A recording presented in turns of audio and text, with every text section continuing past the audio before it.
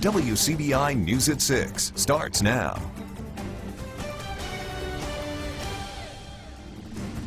Good evening, everyone. Bond is set at $10,000 for a Starkville woman accused of a Christmas Eve stabbing. 44-year-old Rachel Criddle is charged with domestic violence aggravated assault after police say she stabbed someone during an argument at a Sycamore Street home. The victim was airlifted to a hospital for treatment. No condition is available for that victim tonight. A Christmas Eve argument leaves a woman dead and a Lowndes County man charged with manslaughter. 32-year-old Deanna Clark was found lying on the ground near a home on Alene Drive just before midnight Monday. Investigators say deputies were originally called about a possible shooting. There were no shots fired. However, witnesses found Clark pinned between a tree and a car. She died early Christmas morning at a Jackson hospital. Detectives say the evidence tells them Clark's death was no accident. The car and the circumstances behind the situation of how she came into that position with the car and the tree is, yeah, it was pretty apparent. It does seem that this situation arose out of a domestic situation between the two parties. 29-year-old Jonathan Bardley was allegedly driving the vehicle at the time of the crash. He left the scene and later turned himself in on Christmas morning. Bardley remains in jail tonight. For some, the holiday season is the perfect time to be with family and friends, but for others it means added stress, and that can cause some to lash out at those closest to them. WCBI's Blair Schaefer talks with professionals who deal with the aftermath of these situations. She joins us in the studio with more. Hey Joey, while many think of violent confrontations happening between strangers, this time of year there can be a rise in incidents between family members and friends. I talked to the experts to find out the reasons why and where victims can go for help.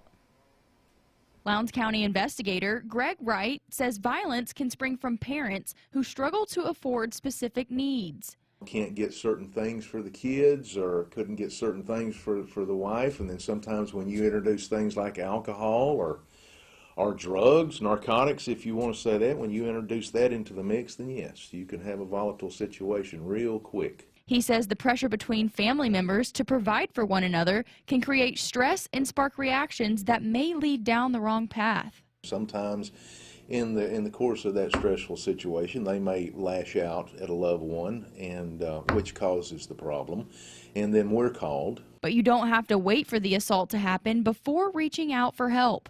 Domestic violence coordinator Dendria Swanigan says people can pick up on signs that show a person is in trouble. A person can get isolated from friends and family.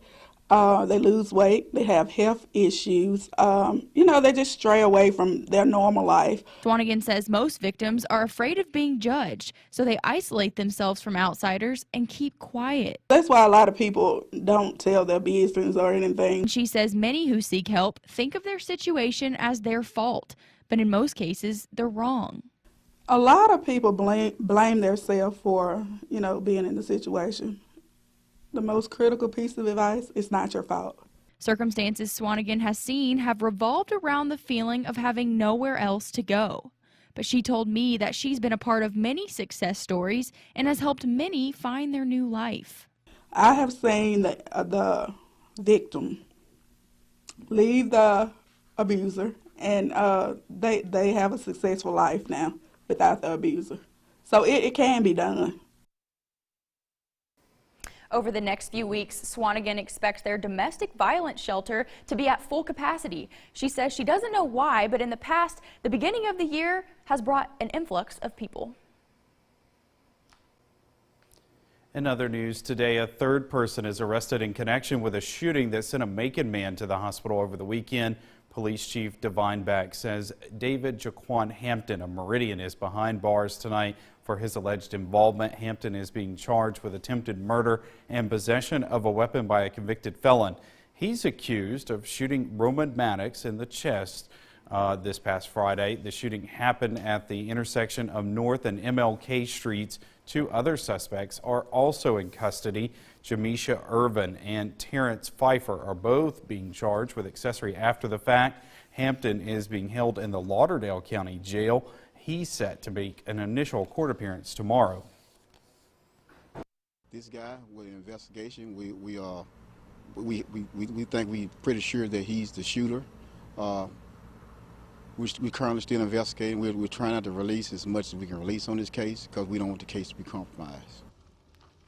The victim, Roman Maddox, is the son of Knoxville County Sheriff Terry Grassery. Maddox was released from the hospital yesterday. The shooting remains under investigation. This guy is no elf. Lowndes County deputies need help identifying an accused Christmas Eve thief. This image was caught on surveillance footage at JR's Texaco at 65 Industrial Park Road. Investigators say the break-in happened in the early morning hours of December 24th. The man broke out a window in the back of the store. Several items were taken. If you know this person, call Golden Triangle Crime Stoppers. Time now to turn things over to Chief Meteorologist Keith Gibson. He joins us with a first look at our forecast. Keith? Joy, not too bad of an evening here. Wednesday evening, about 6:06. Temperatures in the 50s in most spots. Some increasing clouds. We are dry. Showers, though, across southern Mississippi. Those showers will be coming back to the north. A big storm system getting underway back to our west. And that is just the first signs of things that we'll have to deal with. Those showers tonight.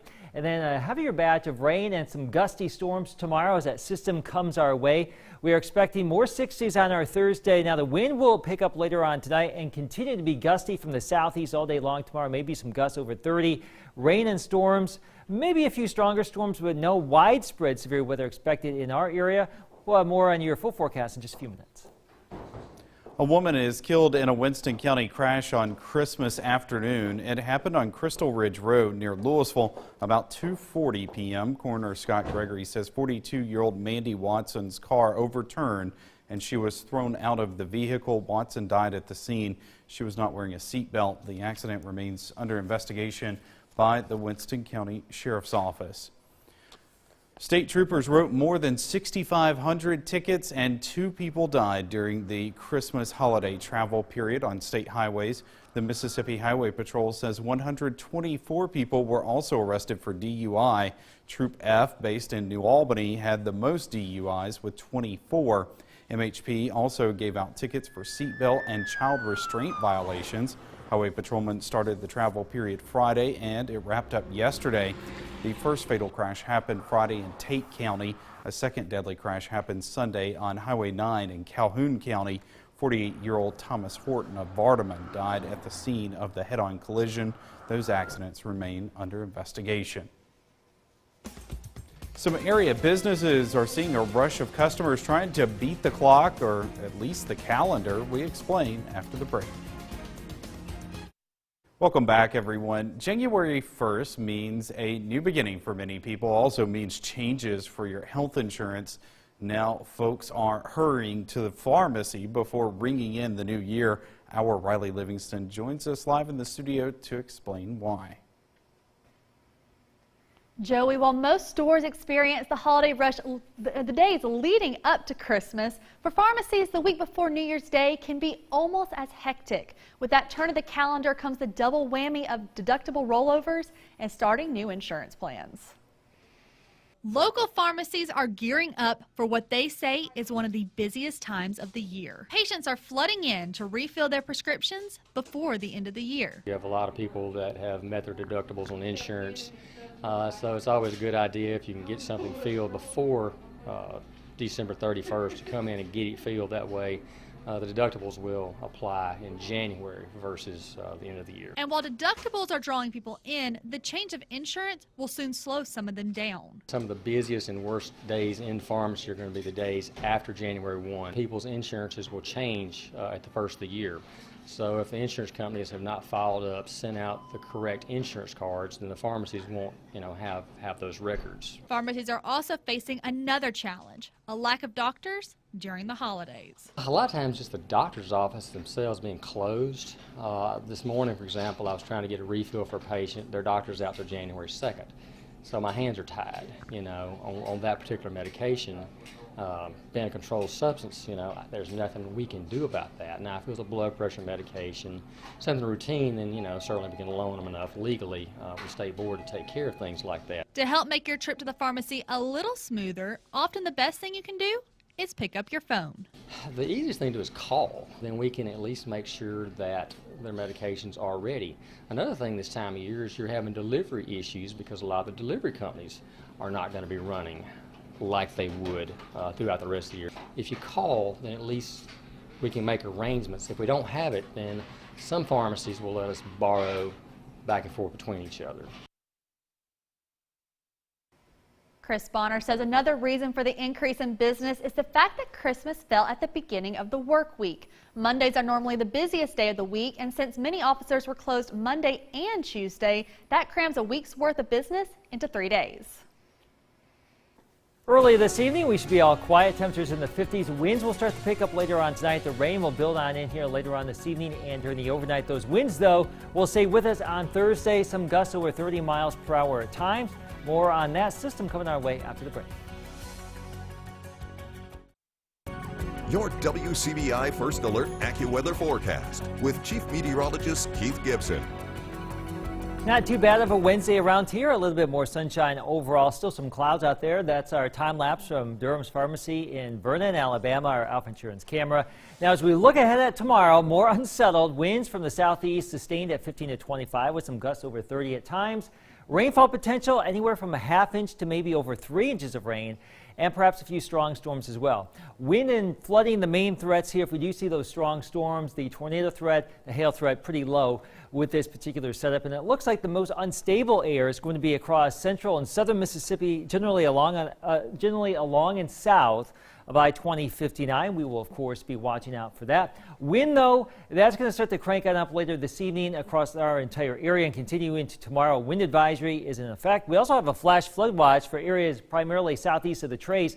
This is for tomorrow and Friday morning. Some spots, like I just mentioned, may see several inches of rain as we go throughout the next few days. This is just one model. Other models are suggesting even more than this, and this is actually updated since our 5 o'clock show, but we're still thinking some spots could still see over 3 inches of rain with this particular setup. The core of the system back out to the west will have a wave of showers move through tonight, and then a wave of some stronger storms as we get into tomorrow from the late morning into the afternoon, all because of that center right there really spinning on up. A pretty good look with our water vapor imagery way up there from outer space. Here's your planner for Thursday, though. I mentioned the wind. Yes, it'll be breezy all day long. 50s in the morning, back into the 60s during the course of the day. And we're looking at those showers and storms rumbling on in as time goes on. So a mild day by December standards, but quite unsettled. Right now, we're looking at increasing clouds. We are dry, but as I mentioned, showers on the increase. This is midnight, so there could be some rain around by midnight and carrying over into the wee hours of the night. Then we may actually get into a bit of a lull around sunrise tomorrow morning before that next wave, the more potent wave of some gusty storms and the heaviest rain will move on in sometime from late morning through the afternoon hours. So initially probably not too active, but the second part of the morning into the afternoon much more active. And notice how some of this rain will just hold on as we get into tomorrow night and even Friday morning before we kick all of that off to the east. And then we'll have a quiet regime for a little bit Friday afternoon through Saturday morning, right in there. Saturday afternoon and evening and beyond, more showers around here as we stay unsettled. So 60s tomorrow, 60s also on Friday. Friday afternoon could be okay once we kick that system out of here. Cooler 50s return for your Saturday and Sunday, probably sticking around for the end of 2018 into early 2019. The Humphrey Coliseum plays host to Travis Outlaw's Slam Dunk at the Hump this afternoon. Highlights from today's games next in sports. Your WCBI Sports with Courtney Robb is brought to you by your local Ford dealers. Go further. Just one more non-conference game for the Ole Miss women on Friday against North Florida. While the team has been struggling throughout this rebuild year, the good news is that the Rebels host a team that's shown to be uncomfortable on the road. For the most part, home court advantage has been a bright spot for Ole Miss. The challenge for the Rebels in this game is what was exploited in the last game against Troy. Plain and simple that this team needs to find ways to get rebounds. Currently, Ole Miss is 4-2 in games that they out-rebound their opponents, averaging also around 38 rebounds per game. Head coach Yolette McPhee-McQuinn said after the loss against Troy that she felt it had to do with lack of rebounds and that rebounding has to do with want and will and toughness. That's going to be especially important before entering into SEC play with Mississippi State on the horizon in January. Tip against North Florida is early Friday afternoon at 1 p.m. Can be watched on SEC Network Plus. Head to Starkville now for some actual basketball that happened today. Louisville girls facing Olive Branch in the Travis Outlaw slam dunk at the Hump at MSU. Third quarter, Lamaya would get inside and she gets the 2 to cut the lead to 13. Here on the inbound pass, Itasha Patty gets it, scores with the left hand. It's going to be good, and then a little bit more from Louisville. Patty would miss a corner 3, but don't worry, Pfeiffer is there for the rebound and the score. The Louisville girls fall to Olive Branch with a final of 59-44. The Starkville boys facing Tupelo early on in this game. Right off of the opening tip, Tupelo's Josh Mitchell gets it, scores inside for 2, and the Golden Wave lead 2-0 early on. Starkville responding here. Jamarvius Phillips finds Terry Tate at the top of the key, drains the triple, and then later on for Tupelo, Keandre Hampton gets a steal. It's going to take it all the way to the other end, finds Mitchell, and he would score for 2 more. But back would come the Yellow Jackets. Forte Prado drains a deep 3 from way downtown behind the arc. Just a little bit more action from Starkville because they could not be stopped. Zeke Cook gets the ball inside, dishes to Tate Jones on the nice pass for the score.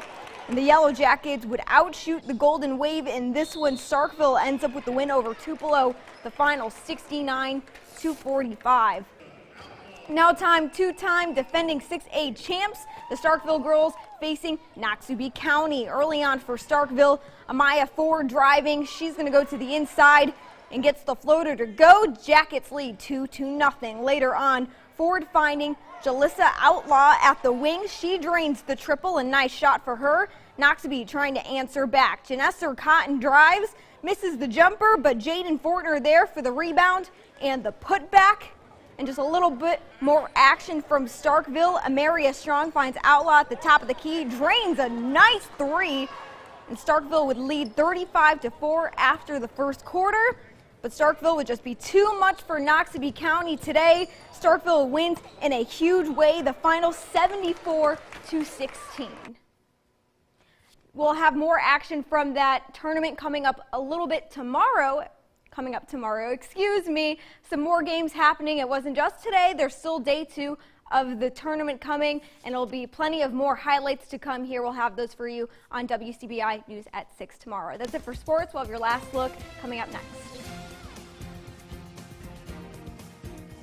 As we mentioned, there will be some rain, some wind, some storms around here tomorrow. We'll keep you updated on that as we go throughout the course of the day.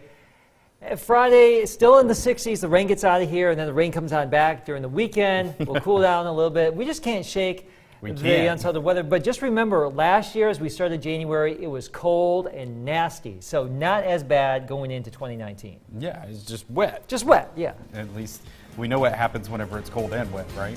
There is much bigger problems. Exactly. All right. Thanks so much for joining us, everyone. Have a good night.